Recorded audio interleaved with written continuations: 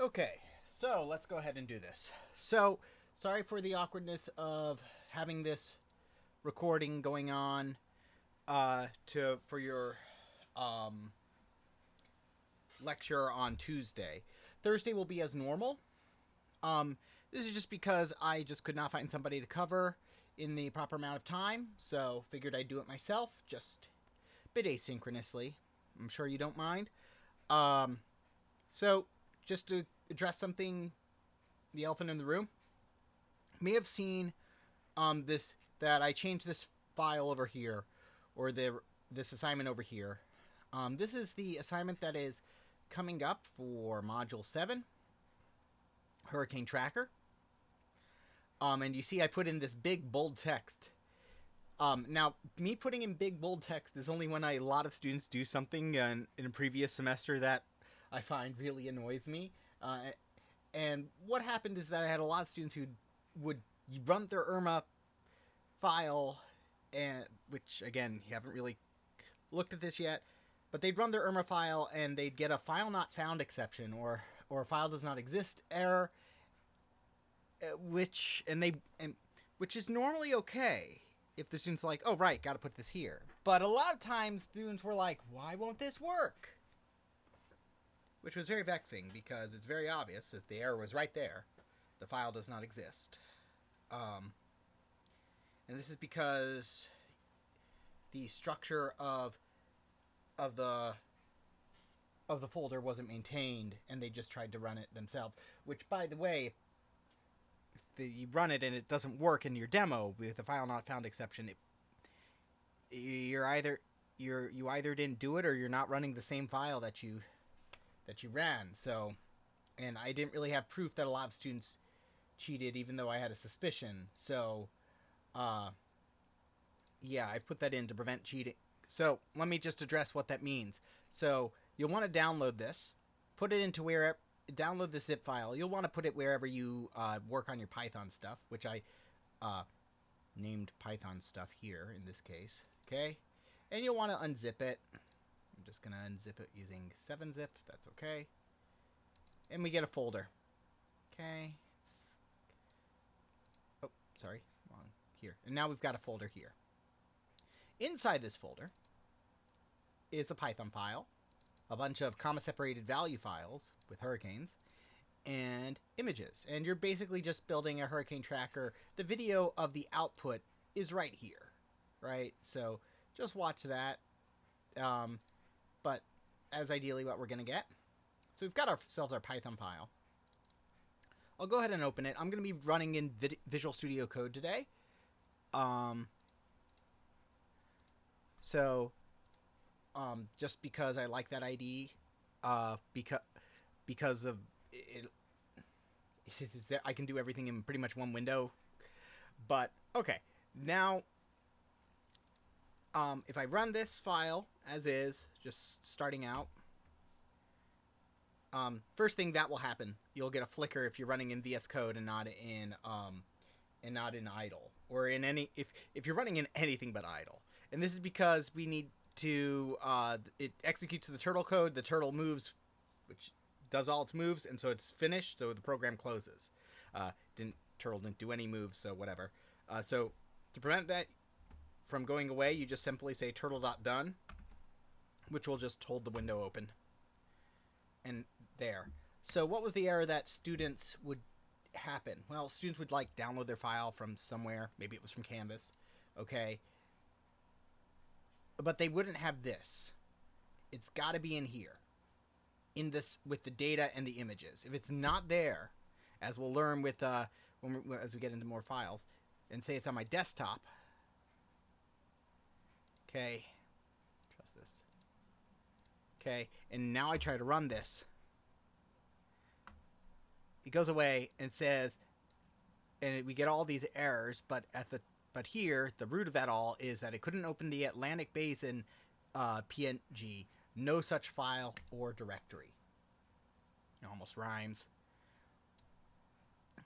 And then, again, that wasn't so much the issue as the students not knowing how to resolve that, which is that everything had to be in the right order.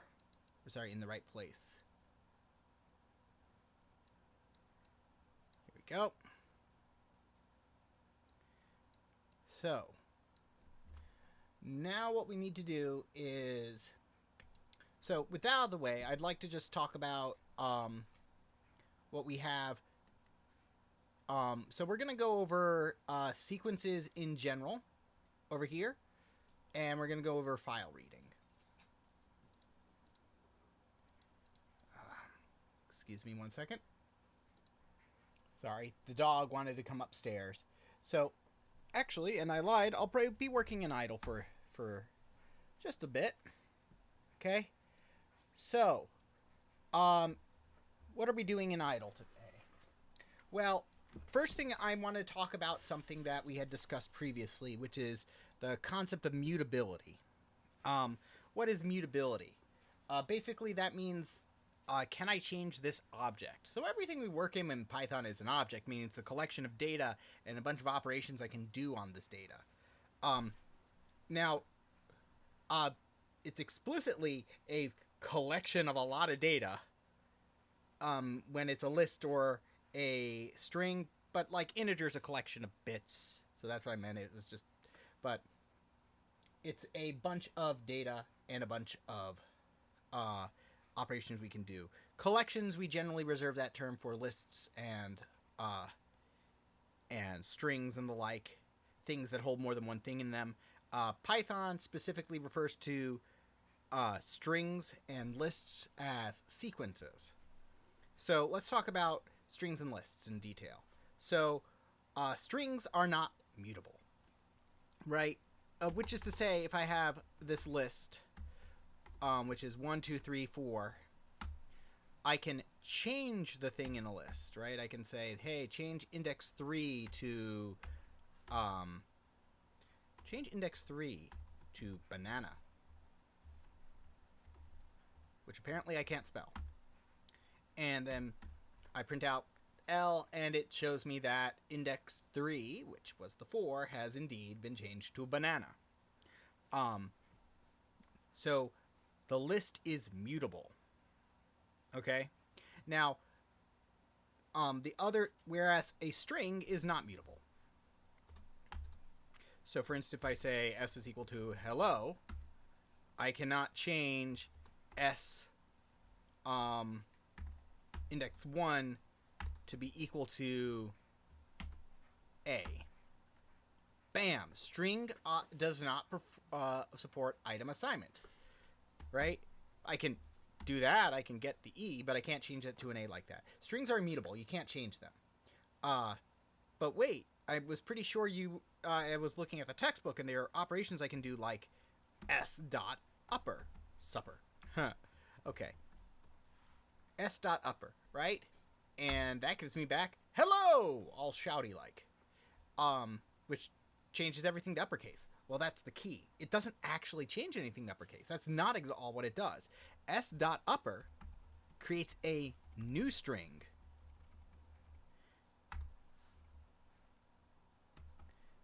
Right? S remains the same. S2, boom. Okay? So none of the operations on a string will actually change a string. What it will do is it will give you a new string with the properties you desire. Okay? That's the key there. Okay. So now going back to lists, how can I change a list? Well, there's two methods we have. One is appending and one is concatenating. Okay?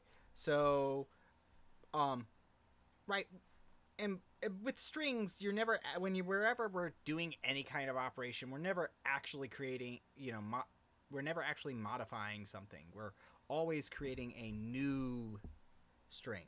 But with lists, we can change it. For instance, with lists, with L over here, I can do L dot append taco. And it changes that list, right? That was just because I pressed enter at the wrong time. Okay. Or pressed that key at the wrong time. So we've got 1, 2, 3 banana taco, which doesn't necessarily sound that great unless maybe it's a dessert taco of some kind. I guess you could do those like dessert pizzas. Okay, so we've got L.append taco. Um, but let's go. So that's one way we can change the list. We can also change a list by removing an item using something called the delete, which the del command, or for delete, which I pretty much never do. So if I say delete,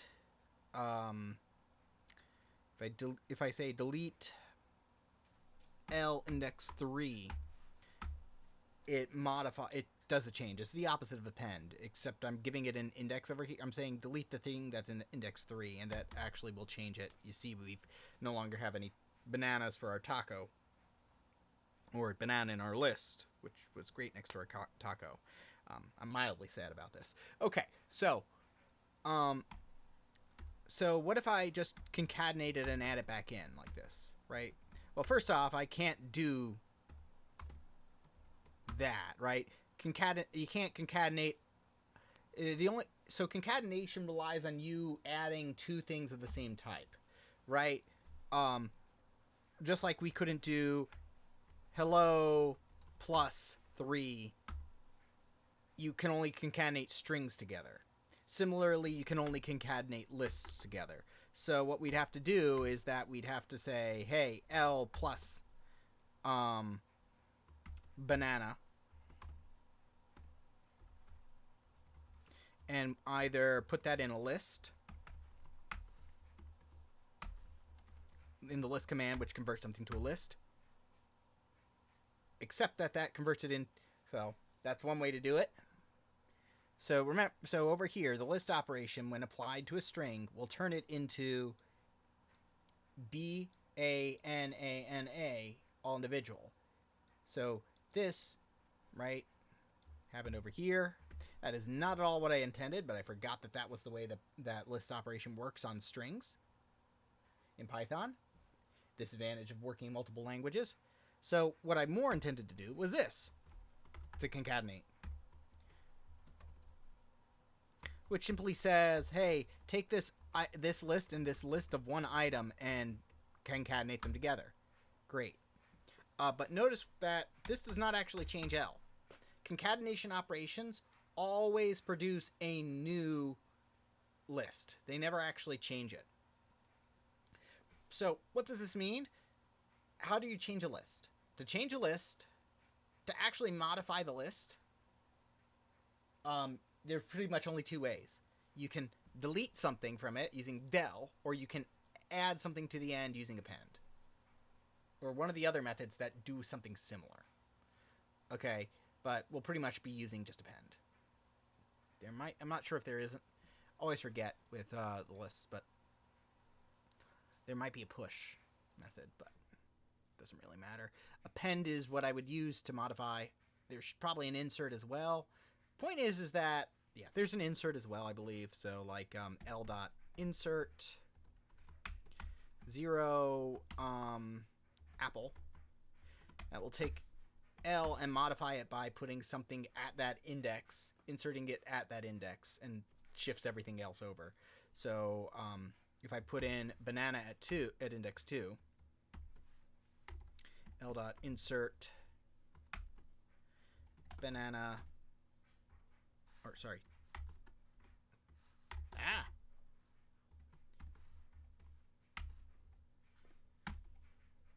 index 2 banana, boom, and we've changed it now. So essentially, if you want to change it, you got to use a method or del. Otherwise, it's going to pretty much always create a copy, just like with slices, right? If I do a slice, if I create this slice, which is everything from the beginning to everything from the end, it created a copy of the list. We'll get in. So we'll do more bit there, but it's created a copy of the list. That's important that it created a copy. Okay. And I can show you that it created a copy. L2 is equal to L copy.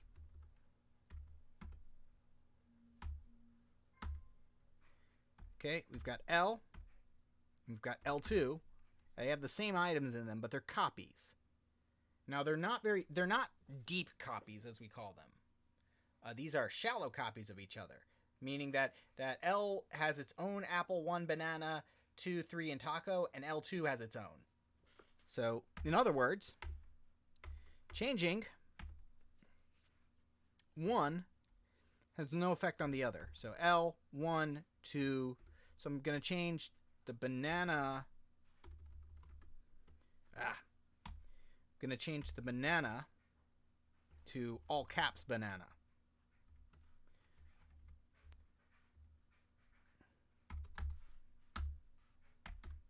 So there's L. L2 has the original lowercase banana. So this is important. How can you keep it straight?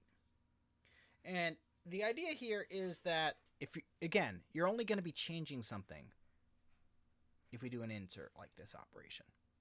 Okay?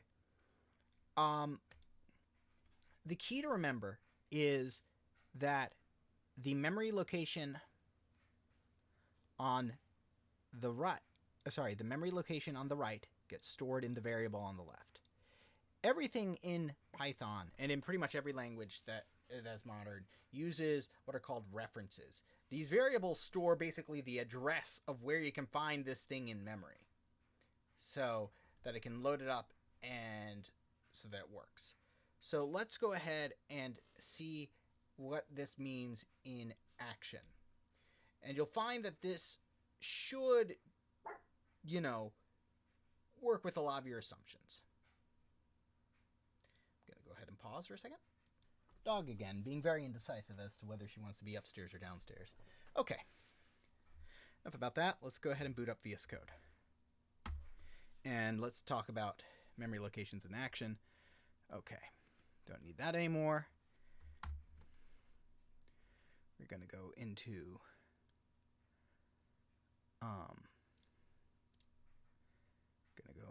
classroom and ITP, and we're going to go ahead and do we'll just simply replace that file. Boom. Sequences.py. Okay. So let's go ahead and talk about this, and I'll be probably pulling out a whiteboard. I'll probably be pulling out my whiteboard at some point. So what we have here is a list. Is equal to. So, I'm going to make a silly function here. Def add thing to end of list. It's going to be very simple. Takes in a list, and what we're going to do is we are going to just simply say, hey, that's a list. We're going to append. We're going to take in an L. We're going to take in a thing. L.append thing. Okay. I know, it's very silly. We could have just done that with the L.append method, but there's a reason for this. Okay? Okay. And one that I want to make clear. Okay, so L is equal to, so my list is equal to, and I'm just going to do apple, banana, cucumber, durian. That works. Okay. And now what we're going to do is we are going to do my list. So if I were to do actually my list dot append, and I'm just going to go ahead and skip in the alphabet and put in a star fruit, because of course I can. It's my list after all. I don't have to go in alphabetical order. It's going to do nothing because I told it to do nothing, right? So I should probably print instead. Print my list. Boom, down here. Apple, banana, cucumber, durian, starfruit. Let's go ahead and now slap this in to here. Add thing to end of list. I want to take my list and thing. was my thing. Thing is going to be, again, superstar fruit. Because that's totally a thing. And again, I need to print my list. Now, it changed this. It changed the list in this method, in this function I wrote over here. So, did this. So, created my list, called the function changed my list, and printed it out. That should meet with your expectations. Now, the reason for why this is important is because I didn't copy the list into here. Okay? I didn't copy the list into there. Okay? Here's what happened. Okay? And this is very important to understand. Okay? Aha. Has the coming soon, the new whiteboard. Ooh. Exciting times. Okay. That was from Data Structures a while ago. Okay, great. Everything's working. So what was happening over there? Well, what was happening was in this code is that we had our list. So we had my list. And it had all this stuff in it. The apple, the Bennett. It had apple, ... We all know what it had in it, okay? But this is all at a... But that's not actually what got stored in my list. What got stored in my list was the memory location of where to find that. Some address in memory. So I'm going to write down something in hexadecimal. That means just base 16. That's just an extended way of counting. So rather dealing with 10-digit numbers, I'm dealing with 10-bit numbers. Sorry, not 10-bit. Numbers with 10 different values. I am dealing with numbers that can have up to 16 possible different values. So 0 through 9, your standard ones, but then A, B, C, D, and E as well. So it might look like, and then we proceed hexadecimal with 0x to indicate that it's a hexadecimal number. So 2F7. Let's just say that was the memory address, okay, of what it is. So when we passed, when we called add thing to end of list, we didn't copy this list because my God, this list could be huge. It could be like 10 gigabytes. Copying it would be really inefficient, right? If it was like 10 gigabytes. That's absurd, but you get my point, right? So instead, what we do is we copy the memory location. Now, all this conversion from memory location so this is L, so we're going to copy it over, 0, 2, 7. And so it knows to look at that at memory location 0x2f7 for that. Okay, so rather than copying this, what it's done, rather than copying the whole list, it just copies where to find it. Okay, because otherwise it would get really expensive really quickly. Okay, wait, but how does this work for integers?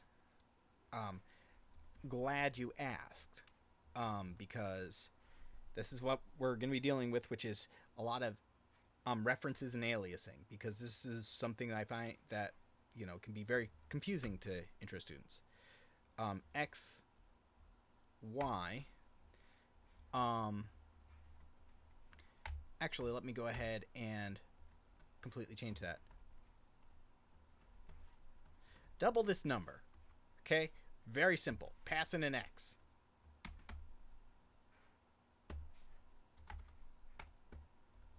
Two times X. Okay. So let's go ahead and do double this number. 5. So, sorry. Let's go with my number is equal to 17.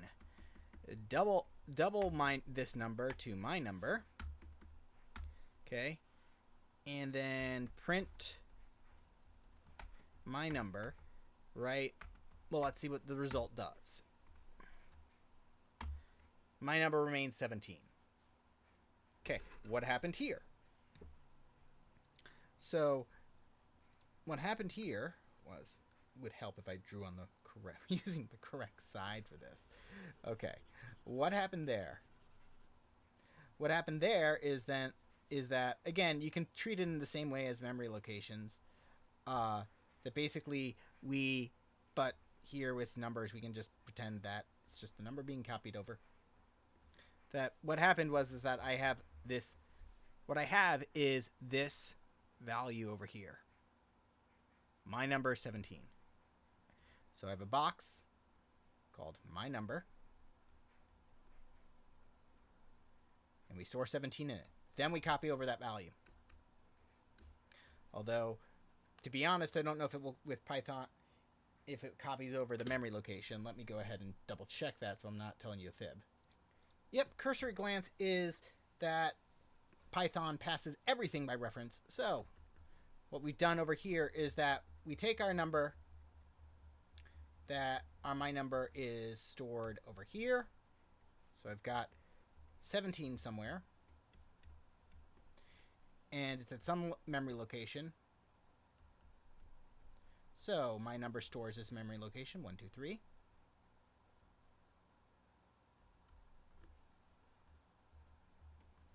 Okay, so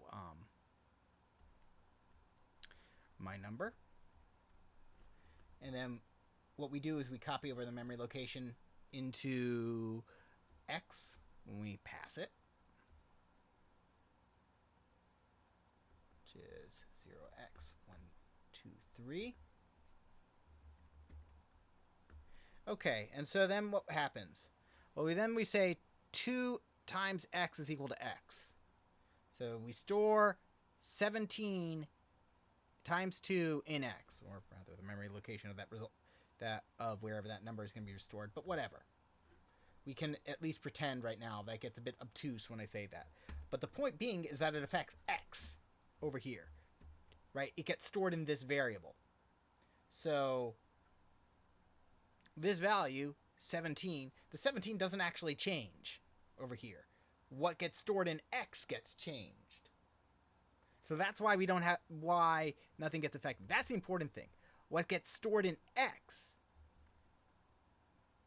what's put in the box is changed. The thing that was in the box doesn't actually get changed. We don't actually change the numbers. The numbers themselves are actually immutable. So that's important to understand. Now, the reason we could change the string, the list, is because it is specifically mutable, and there are specific ways to change it. Most things you'll find are immutable, that if you change them, you're actually creating a copy of them. Okay. Now that brings us to one last confusing point, which is aliasing. So, aliasing. And we actually saw an example of that over here, where both L and my list referred to the same thing. Aliasing is when two variables hold the same memory location, and they both refer to the same thing. They don't both have their own immutable copy. So, what's going to go on over here? Oh, and if I'm completely incorrect about the integer example, let me know. My confusion stems from the fact that I primarily know how Java works, which is that some things are objects and some things are primitive in Java, and everything is a object in Python. So that makes at least integers just a little bit more annoying to kind of explain. Okay. So again, the book has a pretty good description about how aliasing works, but the idea here is that let's say, okay, I've got my list, my alias is equal to my list. The memory location of my list gets stored in my alias. So now if I print out my alias, we get the same thing. And if I change my alias, if I do my alias, or rather if I modify what's stored in my alias, right? I can do that because it's a list, not append thing. We'll see that if we print out my list and my alias, they're both going to change. Now, I don't intentionally try to trick. Now, these are the kind of questions that things that some professors love to ask and try to trip you up with. I don't see the need for that, because if you're actually coding and actually learning how to write good code and following the examples, you'll pick it up. You'll pick up how this works naturally, just like how, English speakers pick up the certain order of adjectives. What I mean by that is that big scary green dragon versus scary big green dragon, or a green scary big dragon. One of those is right and one of those is not, believe it or not. So with that, let's talk about copying stuff, right? These are both the same thing, and in fact, I can prove it to you by doing my list equal my alias, right? They both have that, right? True. But more importantly, they're aliases of each other. They have the same memory location. Well, how do I prove that? They store the same memory location. We use the is keyword to show that two things are actually the same exact thing. They don't just hold the same thing. They are the same address. Okay? They are the same address. You'd think recording at night I'd have less interruptions. So, yes, they are the same address. They are both names for the same thing.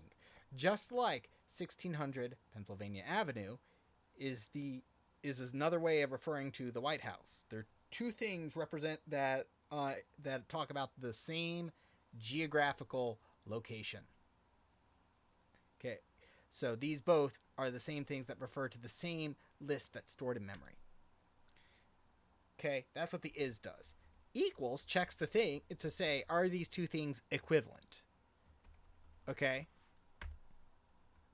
so let's see that in action. Let's go ahead and create my other list is equal to my other list is equal to my list, and then this creates a new list, right? So again, we can print them all out and we can see they all will have the same values.